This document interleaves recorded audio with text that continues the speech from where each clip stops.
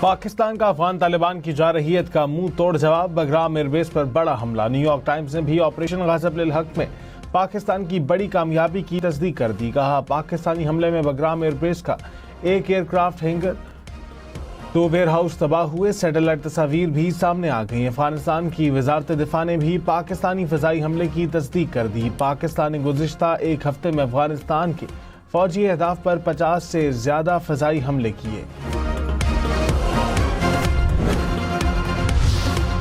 حکومت کی ایران امریکہ اسرائیل جنگ پر ان کیمرہ بریفنگ۔ کچھ دیر بعد اپوزیشن لیڈر محمود خانہ چکزئی سے رانا ثناء اللہ اور طارق فضل کی ملاقات۔ ان کیمرہ اجلاس میں شرکت کی دعوت دی سینٹ اور قومی اسمبلی کے پارلیمانی لیڈران اور اپوزیشن لیڈرز مدعو۔ تحریک انصاف کا ان کیمرہ بریفنگ میں شرکت نہ کرنے کا اعلان۔ بریفنگ میں شرکت کو مطالبات تسلیم کرنے سے مشروط کر دیا۔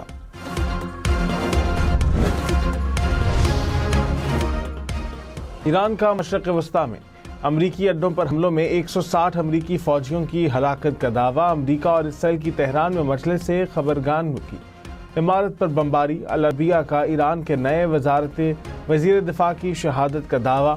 ایرانی میڈیا کی تردید، کہا عمارت خالی تھی، کوئی جانی نقصان نہیں ہوا۔ بوشہر کے ایئرپورٹ پر حملے میں ایران کا مسافر طیارہ تباہ۔ امریکہ اور اسرائیل کے حملوں میں ایران میں اموات کی تعداد 787 تک پہنچ گئی۔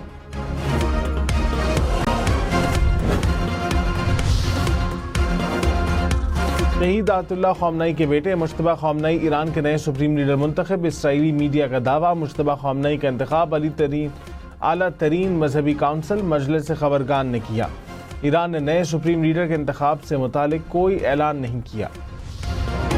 امریکہ کا ایران کے 17 بحری جہاز تباہ کرنے کا دعویٰ۔ سینٹرل کمانڈ کے مطابق ایران میں 2000 کے قریب اہداف کو نشانہ بنایا گیا۔ اس وقت خلیج میں ایک بھی ایرانی بحری جہاز موجود نہیں ہے۔ ایران کے فضائی دفاع، سینکڑوں بیلسٹک میزائلوں، لانچرز اور ڈرونز کو تباہ کر دیا گیا۔ آپریشن ایپک فیوری میں 50,000 میرین، 200 لڑاکا طیارے، 2 طیارہ بردار بحری جہاز اور متعدد بمبار حصہ لے رہے ہیں۔ امریکی صدر ڈونلڈ ٹرمپ نے کہا ایران میں تقریباً سب کچھ تباہ ہو گیا، ایرانی بحریہ، فضائیہ اور دفاعی نظام ختم ہو گئے۔ ایران کی بچ جانے والی قیادت کے ساتھ بات چیت کے لیے تیار ہوں۔ رضا پہلوی کے بجائے ایران کے اندر سے ہی کسی کا اقتدار سنبھالنا بہتر ہوگا۔ ایران کے خطے کے ممالک پر حملے حیران کن تھے۔ تیل کی قیمتیں کچھ وقت کے لیے زیادہ ہو سکتی ہیں۔ ایران کو میزائل رکھنے کی اجازت دیتے تو کبھی امن نہ ہوتا۔ سعودی عرب کے دارالحکومت ریاض میں CIA کے آفس پر حملہ۔ واشنگٹن پوسٹ کی رپورٹ کے مطابق ایران حملے کا نشانہ امریکی سفارت خانے میں واقع CIA اسٹیشن تھا۔ حملے کے بعد اسٹیشن میں آگ لگی، کوئی جانی نقصان نہیں ہوا۔ ایرانی پاسداران انقلاب کا عراقی شہر اربیل میں امریکی اڈے پر درجنوں ڈرون سے حملے کا دعویٰ۔ پاسداران انقلاب کے مطابق بحر ہند میں امریکی جنگی بحری جہاز کو بھی نشانہ بنایا گیا۔ بیان کے مطابق یہ حملے بچوں کی قاتل جارح فوج کے خلاف ہماری بہادر فوج کے پہلے مضبوط اقدامات ہیں۔ لبنان کے مشرقی شہر میں ایک رہائشی کمپلیکس پر اسرائیلی فوج کا بڑا فضائی حملہ، 8 افراد جاں بحق، 12 زخمی۔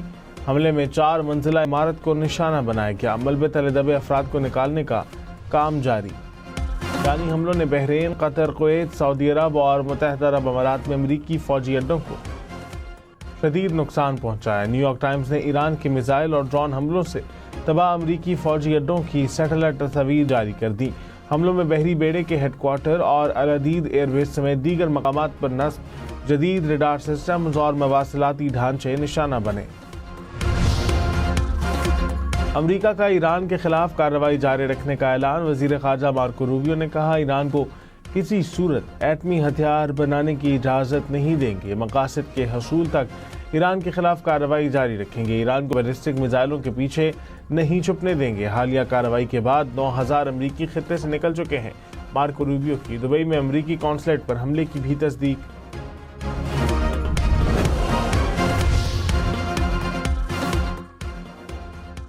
ایران سے جنگ میں ہلاک امریکی فوجیوں کی تعداد 6 ہو گئی۔ سینکوم کے مطابق 2 فوجیوں کی لاشیں ملبے کے نیچے سے ملی، 18 امریکی فوجی زخمی ہوئے۔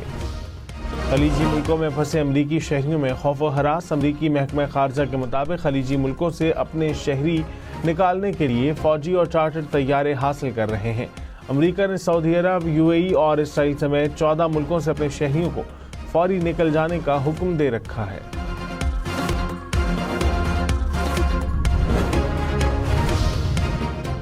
امریکی سینیٹر برنی سینڈرز کی امریکی صدر اور اسرائیلی وزیر اعظم پر شدید تنقید، کہا نیتن یاہو نے غزہ کو تباہ کرنے کے لیے اربوں ڈالر مانگے اور حاصل کر لیے۔ نیتن یاہو ایران کے ساتھ جنگ چاہتے تھے اور ٹرمپ نے انہیں یہ موقع فراہم کر دیا۔ امریکی خارجہ اور عسکری پالیسی کا فیصلہ امریکی عوام کو کرنا چاہیے، نہ کہ نیتن یاہو کو۔ ایران کی جانب سے ایٹم بم بنانے کے شواہد نہیں ملے، سربراہ IAEA کا اعلان، کہا کہ ایران نے بڑے پیمانے پر یورینیم افزودہ کی، انسپیکٹرز کو مکمل رسائی نہ دینے پر سخت تشویش ہے۔ جب تک ایران مکمل تعاون نہیں کرتا، یہ کہنا ناممکن ہے کہ اس کا جوہری پروگرام پرامن ہے۔ امریکہ کا ابنائے ہومز کھلوانے کا فیصلہ، صدر ڈونلڈ ٹرمپ نے کہا ضرورت پڑنے پر ابنائے ہومز کو کمرشل جہازوں کے ساتھ امریکی نیوی جائے گی۔ جہازوں کے انشورنس میں امریکی مالیاتی ادارہ مدد کرے گا۔ توانائی کی آزادانہ ترسیل ہر صورت یقینی بنائی جائے گی۔ دبئی میں امریکی قونصل خانے پر ڈرون حملہ، عمارت میں آگ لگ گئی۔ دبئی میڈیا آفس کے مطابق آگ پر قابو پا لیا گیا، کوئی جانی نقصان نہیں ہوا۔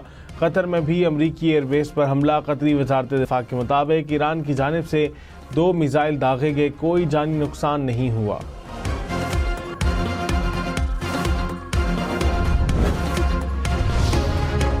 ایرانی حملے کے نتیجے میں 2 کویتی فوجی جاں بحق۔ کویتی حکام نے اقوام متحدہ کو تحریری طور پر آگاہ کر دیا، کہا عالمی برادری کویت کو تحفظ فراہم کرے۔